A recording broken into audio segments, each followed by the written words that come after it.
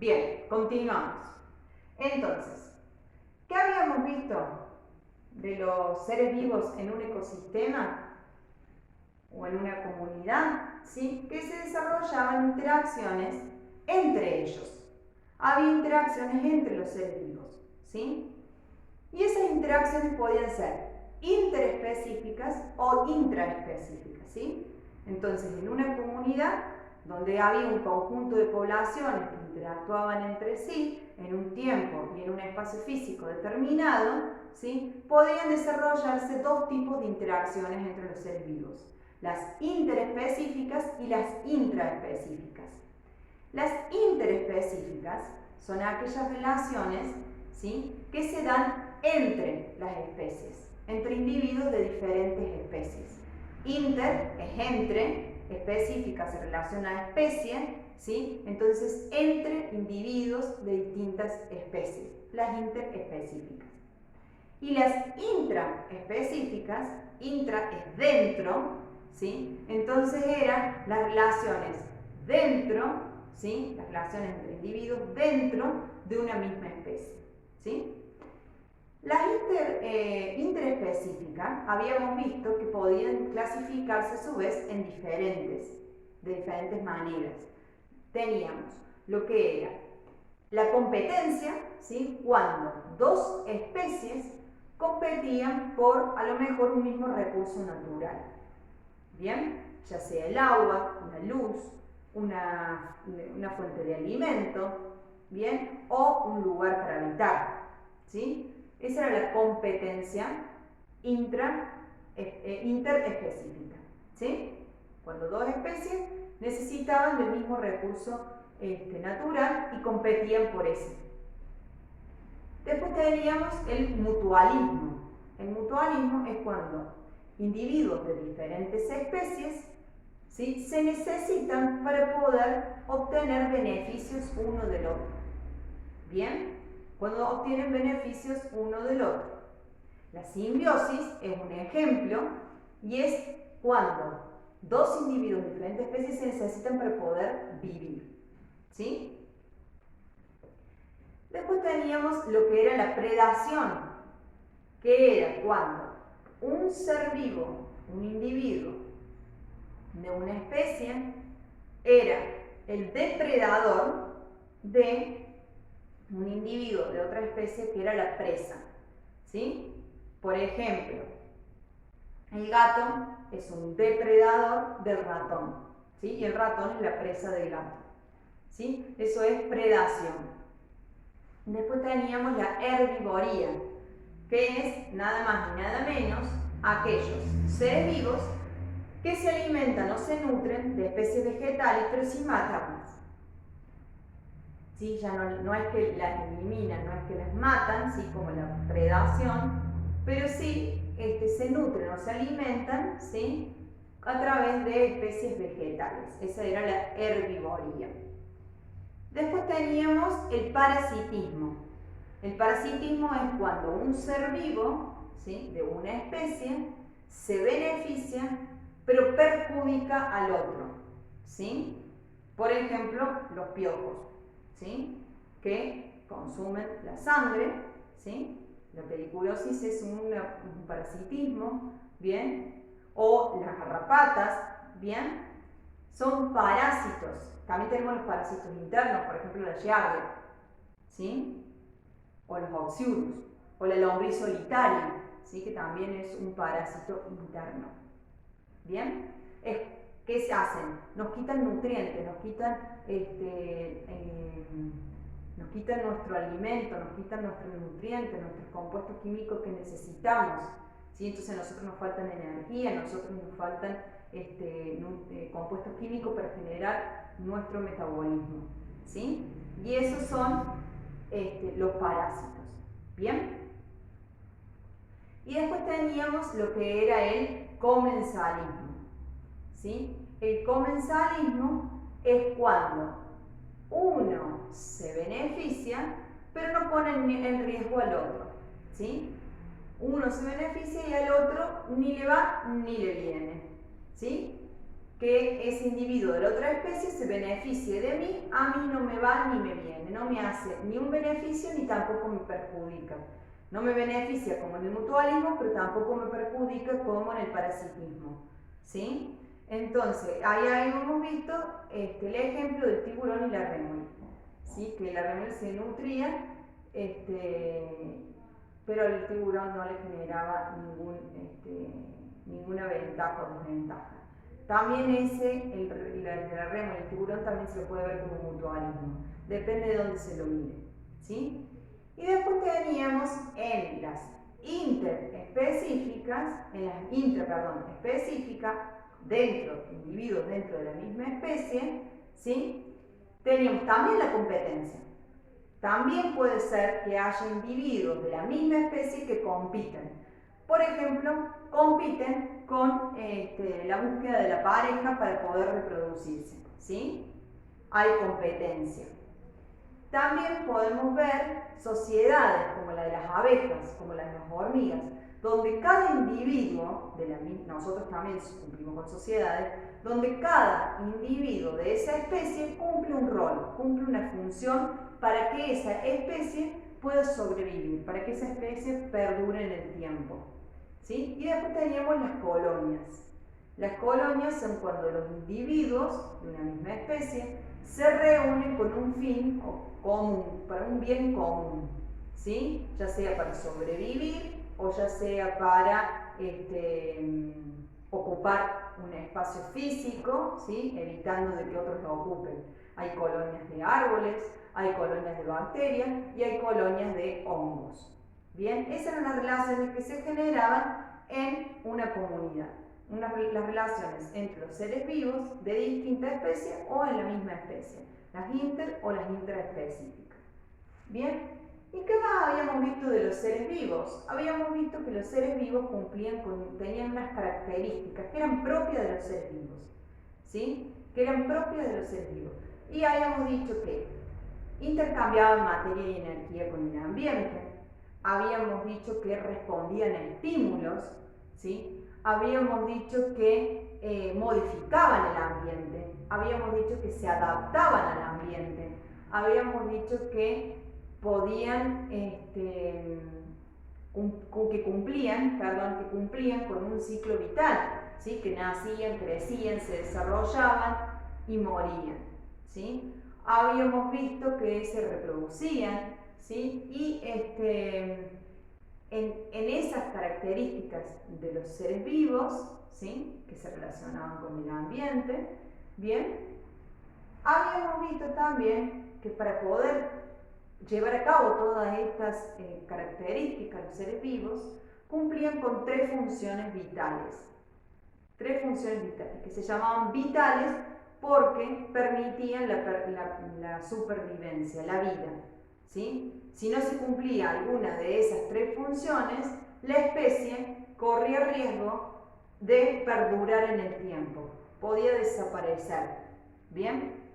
Tanto la especie como los individuos de esa especie, ¿sí? Si los individuos de esa especie están en riesgo, la especie también está en riesgo, ¿bien? Si empezaran a morirse,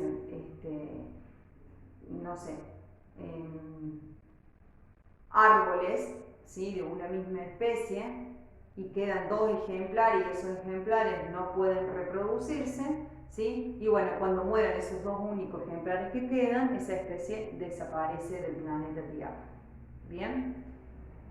Y es por eso que se llaman funciones vitales. Estas tres funciones vitales eran la función de reproducción, justamente le permite perdurar en el tiempo porque le permite dejar descendencia, ¿sí? Que cuando se hablaba de especie, justamente uno hablaba de especie, cuando hablaba de conjuntos de individuos que eran capaces de reproducirse y dejar descendencia fértil. ¿Qué quería decir? Que dejaran descendencia fértil, que esa descendencia a su vez podía reproducirse y dejar descendencia. Y esa descendencia, dejar descendencia así sucesivamente, y eso le permitía perdurar en el tiempo. ¿Bien? Por eso eran de la misma especie, ¿sí? Cuando hablamos de una reproducción, un ejemplo de una reproducción entre diferentes individuos de distintas especies, ¿sí? Veíamos el nacimiento de la mula y la mula es infértil, es incapaz de dejar descendencia. Entonces queda ahí, ¿sí? Queda ahí. Cuando se muere la mula, no hay un hijo de la mula. Bien, y por eso es que ahí vemos lo importante de la denominación o de la nomenclatura de especie. Conjunto de individuos, ¿sí? Conjunto de individuos capaz de reproducirse entre sí y dejar descendencia fértil. Que esa descendencia a su vez pueda tener hijos, ¿sí? Después si tiene o no, bueno, otro tema, pero que pueda dejar hijos, ¿sí? Por eso son de la misma especie. Bien, esta nomenclatura o esta definición para los organismos que se reproducen de forma asexual, porque veíamos que la reproducción podía ser sexual o asexual. Sexual, decíamos cuando era necesario, ¿sí? Individuos de distinto sexo que se juntaran y se unieran las células de estos individuos para poder dejar descendencia. Se necesitaban de dos individuos de diferente sexo, ¿sí? En cambio, en la asexual, un mismo individuo podía dejar descendencia sin necesidad de otro individuo, como por ejemplo la gemación, ¿sí? Que se produce en las levaduras, en los hongos estos microscópicos, unicelulares, geman, ¿sí? Nace un hijito de cada individuo, nace un hijito, no necesita de otro individuo para tener un hijo.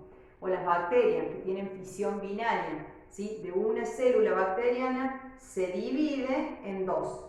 Esas dos, a su vez, se pueden dividir en otras dos, y allá hay 4 bacterias. Esas 4 bacterias, cada una se puede dividir en 2, y hay 8, y así sucesivamente. Bien, entonces, esta definición de especie es limitada a aquellos seres vivos que se reproducen de forma sexual, ¿sí? Para la reproducción asexual, ¿sí? Esta definición de especie no estaría siendo lógica, ¿sí? Pero es la definición de especie que se utiliza, ¿sí? Para hablar de todos los seres vivos.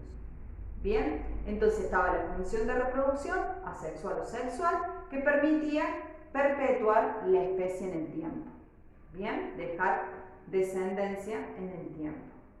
Después estaba la función de relación y control. Era la función que permitía a los seres vivos relacionarse con el medio ambiente y adaptarse al medio ambiente, dar respuestas al medio ambiente, ¿sí? Esta era una característica que se llamaba irritabilidad, donde los seres vivos somos capaces de percibir, es decir, de recibir estímulos, ¿sí? Estímulos o mensajes del medio ambiente, ¿sí? Procesarlos, ¿bien? Y dar una respuesta. Por ejemplo, siento frío, ¿sí? Baja la temperatura, siento frío y me abrigo, ¿sí? Otro ejemplo, me estoy quemando la mano, ¿sí? Y la saco, ¿bien? Somos capaces los seres vivos de recibir estímulos del medio ambiente y responder a ellos. O cuando cierro los ojos porque me da mucho el sol, ¿sí? Esa es la función relación-control. Permite a los seres vivos adaptarse al ambiente en el que vive, responder al ambiente en el que vive, ¿sí? ¿Para qué? ¿Con qué fin? Para mantener la homeostasis. La homeostasis, esa palabra que habíamos visto que hace referencia al equilibrio del cuerpo, ¿sí? Solo vamos a estar en salud cuando tenemos homeostasis. Cuando nuestro cuerpo va a funcionar de forma ordenada, de forma correcta, ¿sí? Cuando hablamos de homeostasis, ¿sí? Y la homeostasis entonces era el equilibrio interno de nuestro cuerpo. Cuando tenemos temperaturas mayores a 36,5, ya no hablamos que estamos en estado de homeostasis, sino que estamos en una alarma, ¿sí? Estamos en estado de alerta.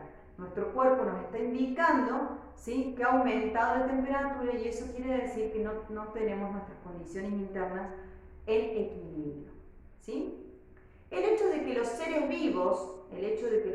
vivos puedan relacionarse con el ambiente, intercambiar, ¿sí? Con el ambiente energía y materia, ¿sí? Energía y materia, decíamos que los seres vivos eran sistemas abiertos. Sistemas abiertos. ¿Sí? Abiertos porque justamente pueden intercambiar, hay un intercambio, puede recibir y puede dar, ¿sí? Ya sea energía o materia, ¿sí? Puede recibir energía y puede dar energía, puede recibir materia y dar materia, ¿sí? Porque la energía y la materia no se crean ni se destruyen, solamente se transforman. ¿Sí? Puedo transformar energía lumínica en energía química, energía cinética en energía calórica, ¿sí? Puedo transformar la materia inorgánica en materia orgánica, ¿bien? Eso, o la materia orgánica en materia inorgánica, ¿bien? Eso es el concepto clave de la materia y la energía. No se crea ni se destruye, se transforma. Bien, entonces esto es de que seamos un sistema abierto, que podemos intercambiar con el ambiente. ¿Y por qué un sistema?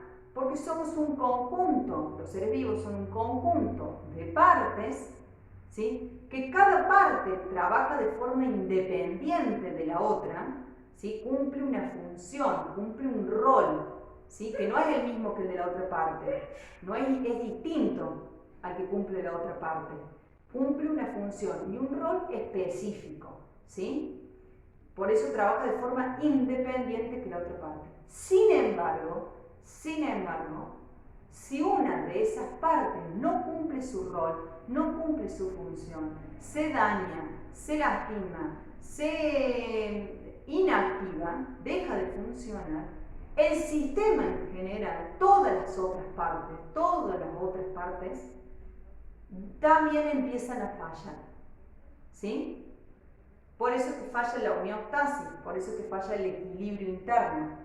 Bien, si a mí me falla el corazón, probablemente me empiece a fallar los riñones, me empiece a fallar el estómago, me empiece a fallar el hígado, me empiece a fallar el cerebro, ¿sí? Si me falla el cerebro, me empiezan a fallar los músculos, me empieza a fallar la respiración, me empieza a fallar la digestión, ¿sí? El habla, etc. Bien, cada una de las partes cumple una función, un rol independiente al resto, pero si una de las partes falla, ¿sí? Si una de las partes falla, bien, falla todo. No se cumple con la función, no se cumple con el objetivo. Hacíamos la analogía con un reloj, ¿sí? El reloj puede tener todas sus partes, las manecillas del reloj, puede tener los números, puede tener la cuerda o puede tener las pilas, puede tener las roscas, puede tener los engranajes, pero a lo mejor falta un resorte y ese reloj no anda, no da la hora como debería. ¿Bien? Por eso era que somos un sistema, todos los seres vivos, incluso los seres vivos unicelulares, donde cada una de sus partes vendría a ser las organelas. Si una de las organelas falla, falla toda la célula. ¿Bien? Por eso es que todos los seres vivos, incluso desde organismos unicelulares en adelante, somos sistemas. Y somos sistemas abiertos porque podemos intercambiar materia y energía con el medio ambiente. ¿Sí? Esa era la función de relación-control, que estaba íntimamente relacionada con la función de nutrición. ¿Sí? Y esta es la última función o la única función que desarrollamos en este año porque es la función que se desarrolla en primer año, ¿sí? Que ahora la vamos a desarrollar en el siguiente video.